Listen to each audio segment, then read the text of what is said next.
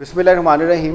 आज हम अपनी वीडियो पे civil service reform, civil service की हिस्ट्री और जो मैंने रिसर्च की है सिविल सर्विसेज को रिफ़ॉर्म करने के बारे में, उसके बारे में बुनियादी बातें करेंगे। जो मेरी रिसर्च है वो रिपब्लिक पॉलिसी की जो वेबसाइट है उसके ऊपर मौजूद है। आज हम अपनी पहली वीडियो में सिविल सर्विसेज का थोड़ा सा इंट्रोडक्शन पाकिस्तान के पर्सपेक्टिव के लिहाज से करेंगे।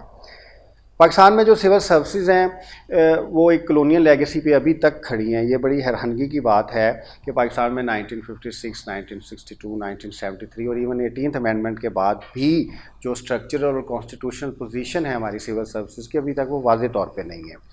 थोड़ा सा मैं इंट्रोडक्शन इस तरह करवाऊंगा कि ब्रिटिश के आने के बाद एक पैटर्नेज सिस्टम पे हमारी सिविल सर्विस शुरू हुई इस इलाके में, जहाँ पे बरतानिया की जो सरकार थी वो पैटर्नेज के ज़रिए सिविल सर्वेंट्स अपॉइंट करती थी। बाद में ये पैटर्नेज मेरिट पे चली गई, लेकिन उसमें अभी भी ब्रिटिश लोग थे वो ही सिविल सर्विस में आते थे। इसमें एक बात समझने की जो सबसे ज़्यादा ज़रूरत है कि जो ब्रिटिश सिविल सर्विस थी वो पॉलिटिकल एग्जीक्यूटिव से इंडिपेंडेंट थी। अमूमी तौर पे या स्ट्रक्चरली तो ऐसे होता है कि जो एग्जीक्यूटिव पार्ट है जिसमें परमानेंट पार्ट है और पॉलिटिकल एग्जीक्यूटिव है जो कि उसका इलेक्टेड पार्ट है, उसकी अलाइनमेंट से सर्विसेज आती हैं। लेकिन ब्रिटिश सिविल सर्विस की जो एक यूनिक चीज़ थी कि ये secretary of state for India के मातहत काम करती थी और पॉलिटिकल एग्जीक्यूटिव से आज़ाद थी। तो ये वो एग्जीक्यूटिव सिविल सर्विस थी जो पॉलिटिकल एग्जीक्यूटिव कह लें या जो पॉलिटिकल लेजिस्लेचर है उसके मातहत काम नहीं करती थी। बात को हम आगे लेके जाते हैं। ब्रिटिश टाइम के अंदर भी सिविल सर्विस रिफॉर्म होती रही। बाद में इसमें इसको लोकलाइज भी किया गया। ये इंपीरियल सिविल सर्विस से इंडियन सिविल सर्विस बनी। 1935 का जो कॉन्स्टिट्यूशन इंडिया का आया उसके अंदर भी कुछ कॉन्स्टिट्यूशनल गारंटीज रख दी गई। लेकिन इस सिविल सर्विस की जो बुनियादी चीज़ थी वो ये थी कि ये कॉलोनियल स्कीम जो 1915 के एक्ट में आई थी, reservation of provincial post for central services या reservation of post for general cadre services, इसके ऊपर खड़ी थी।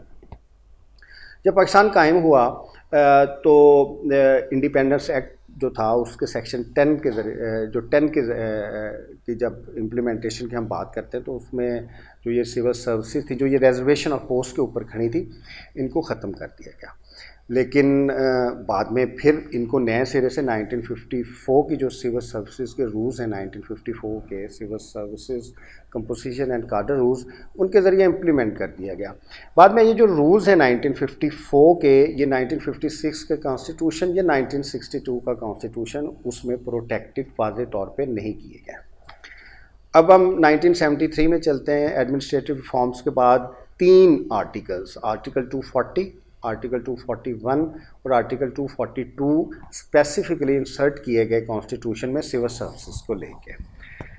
उसमें बुनियादी तौर पे कॉन्स्टिट्यूशनल गारंटीज़ ख़त्म कर दी गई। कॉन्स्टिट्यूशनल गारंटी से मुराद ये थी कि इससे पहले जो सिविल सर्विसेज थी वो कॉन्स्टिट्यूशन से अपनी लीगल स्ट्रेंथ ड्रॉ करती थी, लेकिन इसके ज़रिए ये कॉन्स्टिट्यूशनली मैंडेट कर दिया गया कि जो सिविल सर्विसेज हैं वो एक लेजिस्लेशन, एक ऑर्गेनिक एक्ट के ज़रिए रेगुलेट की जाएंगी, जिसके बाद फेडरल सिविल सर्वेंट एक्ट और सूबों के जो प्रोविंशियल सिविल सर्वेंट्स एक्ट थे वो बनाए गए। एडमिनिस्ट्रेटिव रिफॉर्म्स में सेपरेशन होगी बहुत सारी कैडर्स की, लेकिन एक ऑर्गेनिक कैडर रहा। उसमें आर्टिकल 175(3) के तहत सेपरेशन ऑफ जुडिशरी को भी ऐड किया गया और जो जुडिशल कैडर की पोस्ट थी वो जो एक जनरल कैडर था सिविल सर्विसेज का उससे अलहदा हुई। फिर डिमार्केशन प्रोविंशियल कैडर्स की भी और फेडरल कैडर की भी की गई। लेकिन पुलिस की हद तक और इंतज़ामिया की हद तक वो एक जो सेंट्रलाइज्ड कैडर जिसको हम जनरल कैडर कहते हैं वो चलता रहा। उसके कुछ फार्मूलाज आए, 93 का एक फार्मूला आया, बाद में दूसरी चीज़ें आई, लेकिन वो एक सेंट्रलाइज्ड सिस्टम, एक फेडरल पार्लियामेंट्री गवर्नेंस में हर लिहाज से चलता गया। 18th अमेंडमेंट का भी बहुत इंपॉर्टेंट है, क्योंकि 18th अमेंडमेंट इसलिए इंपॉर्टेंट है कि 18th अमेंडमेंट ने सूबों की लेजिस्लेटिव, एग्जीक्यूटिव और फाइनेंशियल अथॉरिटी को सेपरेट कर दिया। अगर आप शेड्यूल 4 देखें कॉन्स्टिट्यूशन का तो उसमें फेडरल लेजिस्लेटिव लिस्ट अब है, उसके भी आगे फेडरल लेजिस्लेटिव लिस्ट पार्ट 1 और फेडरल लेजिस्लेटिव लिस्ट पार्ट 2 है। पार्ट 1 में फेडरल गवर्नमेंट के सारे सब्जेक्ट्स पास बयान की गई हैं। फेडरल लेजिस्लेटिव पार्ट 2 में CCI जो काउंसिल ऑफ कॉमन इंटरेस्ट है, जो एक मुश्तरका चीज़ है सूबों की और वफाक की, उसकी पावर्स बयान की गई हैं। और जो बाकी रेजिडरी जो बाकी मानदा सब्जेक्ट्स थे उनको प्रोविंसेस को दे दिया गया। अब सिविल सर्विस रिफॉर्म्स को ये समझने की ज़रूरत है कि गवर्नमेंट की 3 ब्रांचेज हैं, लेजिस्लेचर मुकन्ना जिसे हम उर्दू में कहते हैं, एग्जेक्टिव जिसे हम इंतज़ामिया कहते हैं, और जुडिशरी जिसे मदलिया कहते हैं। अब हम इसके एग्जेक्टिव पार्ट में आए तो एग्जेक्टिव पार्ट 2 बुनियादी तौर पे हिस्सों पर मुश्तमिल है। एक को पॉलिटिकल एग्जेक्टिव सियासी इंतज़ामिया, और दूसरे को ब्यूरोक्रेटिक एग्जेक्टिव या परमानेंट एग्जेक्टिव कहते हैं। जो सिविल सर्विस है वो ब्यूरोक्रेटिक एग्जेक्टिव में फॉल करती है, इसलिए ये सेंट्रल पोजीशन में आती है पूरे निज़ाम की, क्योंकि ये इम्प्लीमेंटिंग मशीन है। ये लेजिस्लेचर की भी इम्प्लीमेंटिंग मशीन है, ये एग्जेक्टिव जो पॉलिटिकल एग्जेक्टिव है उसकी भी इम्प्लीमेंटिंग मशीन है, और जो जुडिशरी के डिसीजंस हैं उनको भी इम्प्लीमेंट करती है। इसलिए इसकी जो वाइटैलिटी है वो बहुत ज़्यादा सिस्टम के लिए नागुज़ीर है, और इसका आइन के मुताबिक खड़ा होना, इसका स्ट्रक्चरल और एफिशिएंट होना, इसके केडर्स का स्पेशलाइज्ड होना, जो सिविल सर्विस के लॉज हैं या दूसरे लॉज जो इम्प्लीमेंट करते हैं उसकी कोडिंग का भी होना बहुत ज़्यादा ज़रूरी है। और आखिर में जो पर्क्स एंड प्रिविलेजेस हैं या terms and conditions of civil services हैं उनका बेहतर होना भी बहुत ज़्यादा ज़रूरी है।